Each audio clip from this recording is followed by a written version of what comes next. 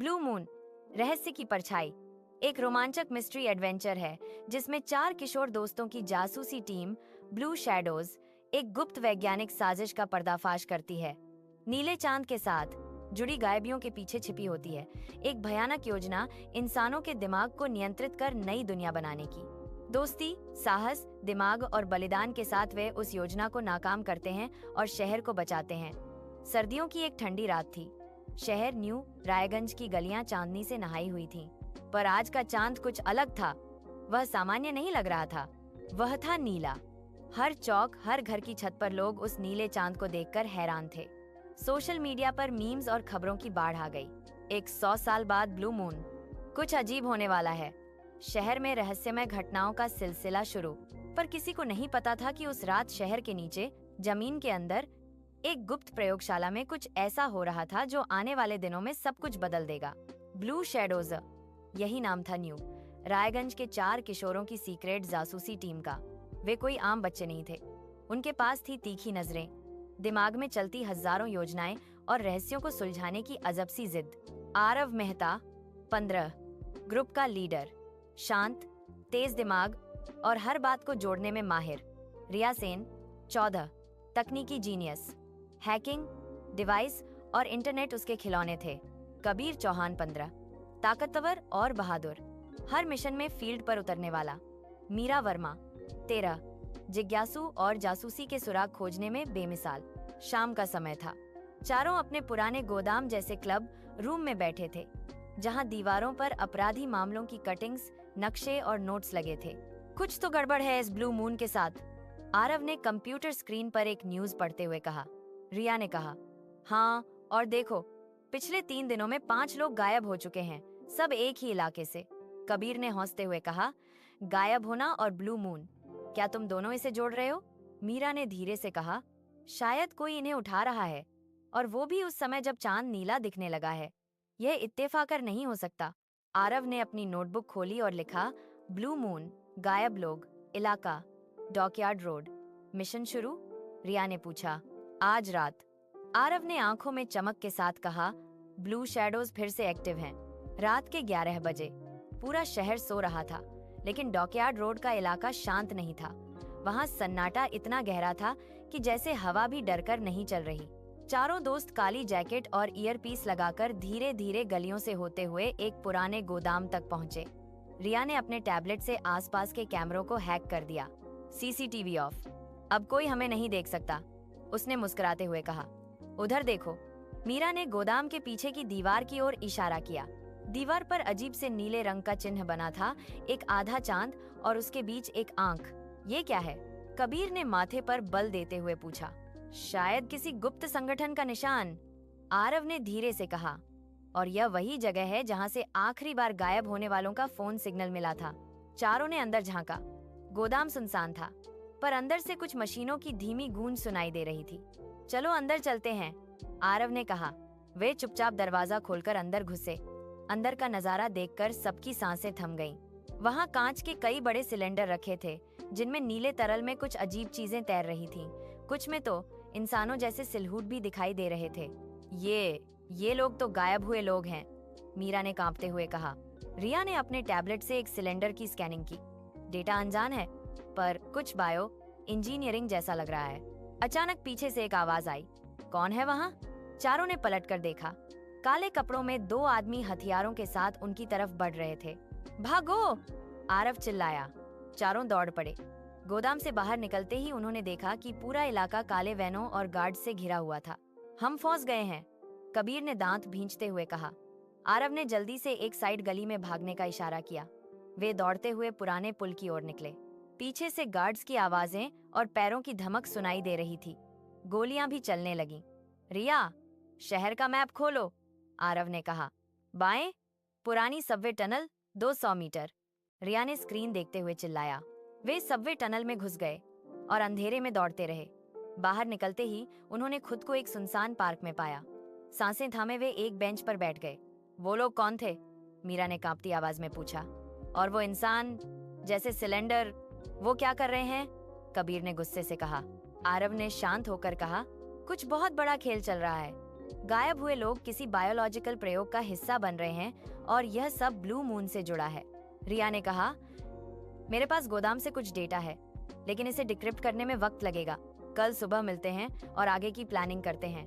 आरव ने कहा, ये तो बस शुरुआत है। चारों जानते थे कि उन्होंने किसी बहुत बड़े राज की झलक देख ली है।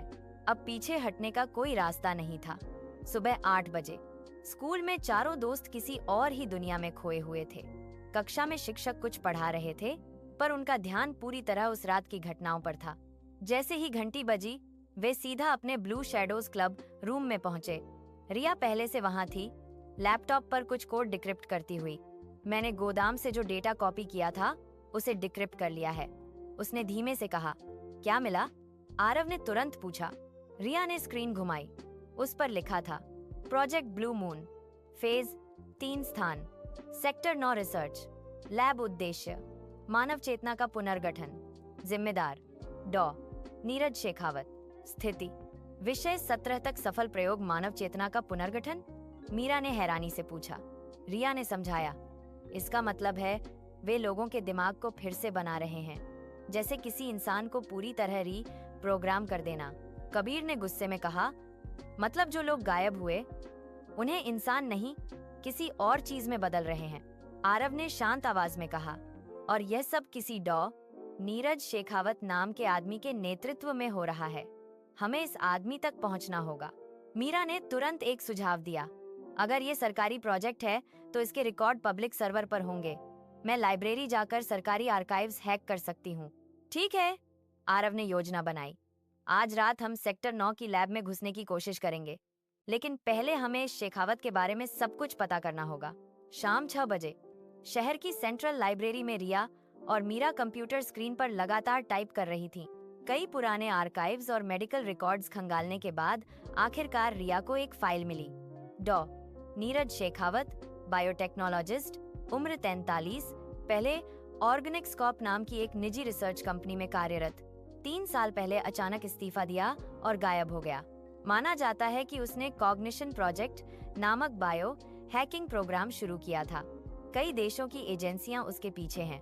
मतलब ये आदमी कोई आम वैज्ञानिक नहीं, मीरा ने घबराते हुए कहा।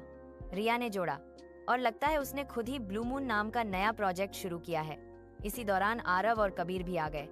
उनके पास भी एक चौंकाने वाली जानकारी थी। सेक्टर 9 की लैब किसी सरकारी विभाग की नहीं है, आरव ने कहा। वो एक प्राइवेट ऑर्गेनाइजेशन न्यूरोकोर की है, और ये वही कंपनी है जिसने पिछले साल कई गायबियों में संलिप्तता दिखाई थी। तो फिर मामला और गहरा है, रिया ने कहा। हमें आज रात ही वहां पहुंचना होगा। हो सकता है वो अगला चरण शुरू करने वाले हों। रात के 11:45 बजे शहर के बाहरी इलाके में स्थित सेक्टर 9 की रिसर्च लैब किसी किले से कम नहीं लग रही थी। ऊंची दीवारें, चारों ओर गार्ड्स और हर कोने पर सीसीटीवी कैमरे, पर ब्लू शैडोज डरने वाले नहीं थे। रिया ने कुछ ही मिनटों में सुरक्षा सिस्टम को हैक कर दिया। अब बस 10 मिनट है हमारे पास, उसने कहा। चारों दीवार फांदकर अंदर पहुंचे। अंधेरे में छुपाते हुए एक बड़े ग्लास कॉरिडोर तक पहुंचे। अंदर का दृश्य देखकर वे सन्न रह गए।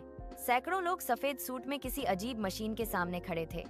बीच में एक विशाल कैप्सूल रखा था, जिसमें एक चमकता हुआ नीला गोला धड़क रहा था, जैसे कोई जीवित दिल हो।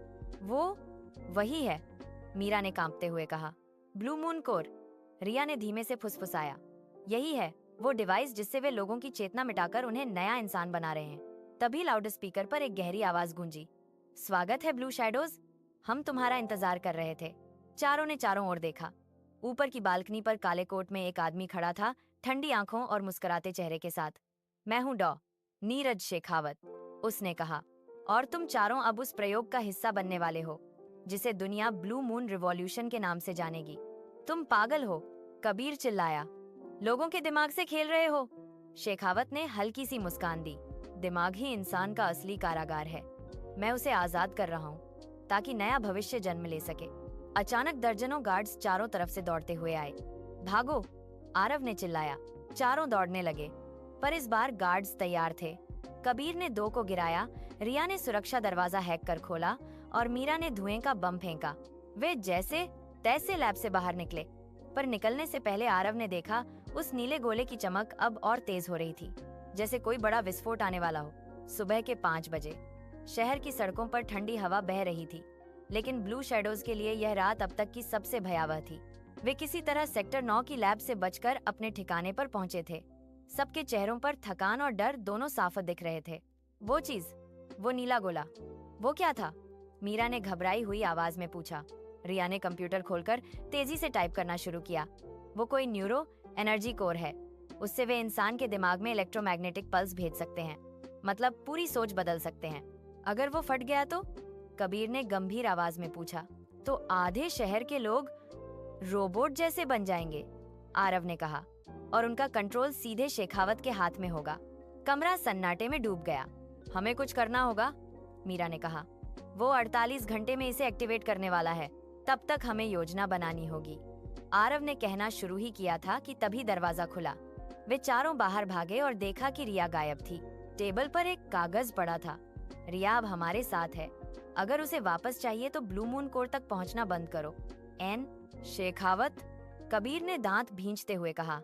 उसने रिया को उठा लिया। तो अब ये सिर्फ मिशन नहीं रहा। मीरा की आंखों में आंसू थे।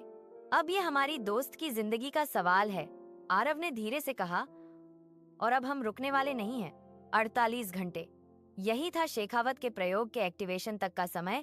आरव ने पूरा नक्शा तैयार किया। लैब के नीचे एक सीवेज टनल है। अगर हम वहां से अंदर जाएं तो बिना किसी अलार्म के सीधा कोर रूम तक पहुंच सकते हैं। रिया भी वहीं होगी, मीरा ने कहा। हाँ, आरव ने सिर हिलाया। और अगर हमने कोर को नष्ट नहीं किया तो सब खत्म। रात के 11:30 बजे तीनों काले कपड़ों में तैयार होकर शहर की अंधेरी गलियों से होते हुए सीवेज के रास्ते लैब की ओर बढ़े। रास्ता लंबा, बदबूदार और खतरनाक था। जगह जगह बिजली के तार और कैमरे लगे थे। कोई भी गलती हुई तो अंदर ही फंस जाएंगे, कबीर ने चेताया। गलती की गुंजाइश नहीं है, आरव ने कहा। आखिरकार वे अंदर पहुंचे। दूर से उन्हें एक बड़े कमरे से आती मशीनों की आवाजें सुनाई दी। उन्होंने दरार से झांका। वही कैप्सूल, वही नीली रोशनी और दर्जनों गार्ड्स। बीच में एक कुर्सी से बंधी रिया। रिया, मीरा ने चीख दबाकर कहा। हमें जल्दी करनी होगी, आरव ने कहा। एक बार कोर एक्टिवेट हो गया तो कुछ नहीं बचेगा। उन्होंने एक आखिरी योजना बनाई। कबीर गार्ड्स का ध्यान बंटाएगा, मीरा सुरक्षा पैनल हैक करेगी, आरव कोर में विस्फोटक डिवाइस लगाएगा।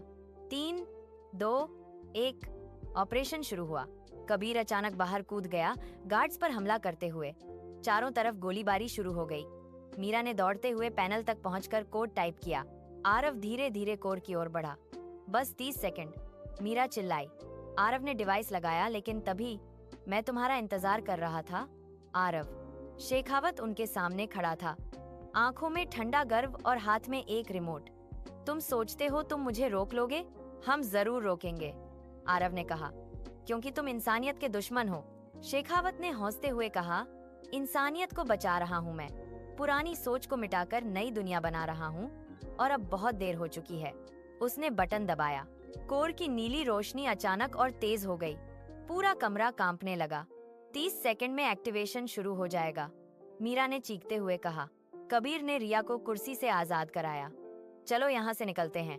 नहीं, आरव ने कहा, अगर हम भागे तो शहर खत्म हो जाएगा। हमें इसे अभी रोकना होगा। आरव ने कोर के पास पहुंचकर विस्फोटक को मैनुअल मोड में सेट किया। 20 सेकंड में धमाका होगा, हमें बाहर निकलना होगा। और तुम? रिया ने चीखकर कहा। मैं भी आ रहा हूँ, बस इसे लॉक करना है। तभी शेखावत उस पर झपटा। दोनों में भयंकर झड़प शुरू हो गई। मशीनों के बीच गिरते पड़ते वे एक दूसरे को रोकने की कोशिश करते रहे। तुम रुक नहीं सकते, शेखावत गरजा। और तुम हमें रोक नहीं सकते, आरव ने कहा और उसे धक्का देकर नीचे गिरा दिया। 10, 9, 8, 3 दिन बाद न्यू रायगंज शहर शांत था। न्यूज चैनलों पर सिर्फ एक ही खबर थी, ब्लू मून प्रयोग असफल, न्यूरोकोर कंपनी पर छापेमारी।